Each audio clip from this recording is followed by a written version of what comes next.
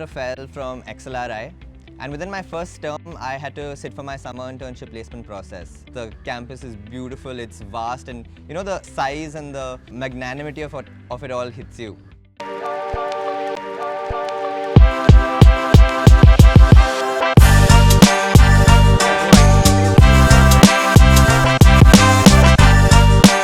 So I first found out I was going to be working on Simple when I received my project charter from the EB team. The behemoth that is HUL, and known for its marketing, is all about its distribution channel, about spends on traditional means of advertising. However, Simple is a digital first brand under a new division of HUL that is digital first and completely new to and foreign to the way that HUL does things. I was daunted but also very excited because I felt like my project was very future fit. So to actually begin my project, I had to immerse myself in the consumer journey and understand the problem I was solving before actually going about solving it. This of course didn't happen over a single day. It was an iterative process of speaking to my mentors, to other people in the team, my peers. So let me take you through that journey of how I actually went about doing it. So a little background about Simple. In my first conversation with my tutor, I found out that Simple comes under a newly established division, PBBU, which is not only the first digital first division within HUL, but within Unilever globally. That means no GT, no MT, no traditional advertising as is typical of HUL. My tutor was quite insistent on me first understanding the entire consumer journey. So I think the problem identifying part could be broken up into three parts. The first would be experiencing the consumer journey. So this was me exploring the entire website, the different pages, the home page, the product page, the listing page, the collection page, going through all of these pages and seeing what I thought could be better as a consumer myself. And this culminated with me actually placing an order and receiving the order at my house, and then trying to be the most difficult customer, trying to return it, saying that my product has been damaged, so that I can understand what another consumer who would face legitimate problems such as these would go through. That was the first stage. The second stage would be benchmarking against competition sites. So going through other brands within the industry, seeing what they've done, seeing the best practices and what we could improve basis what they've done. And lastly, nothing works without data. So just benchmarking the entire thing against industry standards and industry metrics. So some of the numbers that I looked at were the conversion rates, the bounce rates, the average time spent on the website.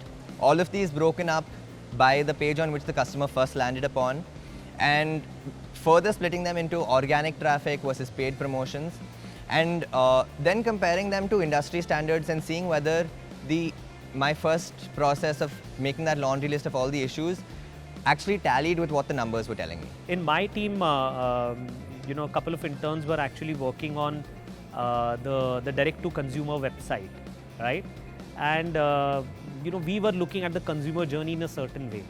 But we realized that when some of the interns looked at the website, the whole approach of how young consumers are actually discovering the products on this website is completely different, right? And I think that really helped a lot of us to understand, the flow and how do you really get into the consumer insight when it comes to people using a website, right? So I think just to design the end-to-end flow of our D2C platforms, I think the interns have done a great job. Now coming to the last part of my project. Mine wasn't just a blue sky project, but I got into the actual implementation. I was changing a website and the consumer journey that customers were going through on a daily basis. For the website changes, I worked with a design agency to actually incorporate everything that we had envisioned for the new look of the website. For the implementation part of my project, there were numerous stakeholders involved. For the website changes, I worked with a design agency to actually bring to fruition what we visualized, the brand team for actually the various elements of the website, and finally the development team for enforcing these changes. For the second part, which was the email communication bit, I actually understood the brand and wrote the entire communication that goes out to the consumer in the brand language, and then we proceeded to design them and get them designed before they could go live.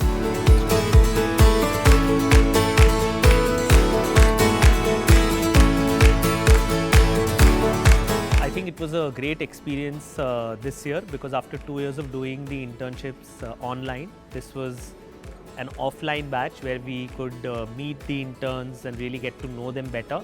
I also feel that this batch of interns was very good, very curious, very inquisitive about business, but also telling us things about today's consumers. So I think it was a great experience. My learnings over the past 2 months have been twofold. One would be in terms of, learning about marketing, understanding brands, understanding how you can derive insights from consumers and not restricting yourself to what you assume about consumers. Aside from that, I've also come a long way in personal growth and development in terms of, even leadership skills. A B school can only give you so much in terms of textbook learning. These sort of set the base for what I can build my career upon.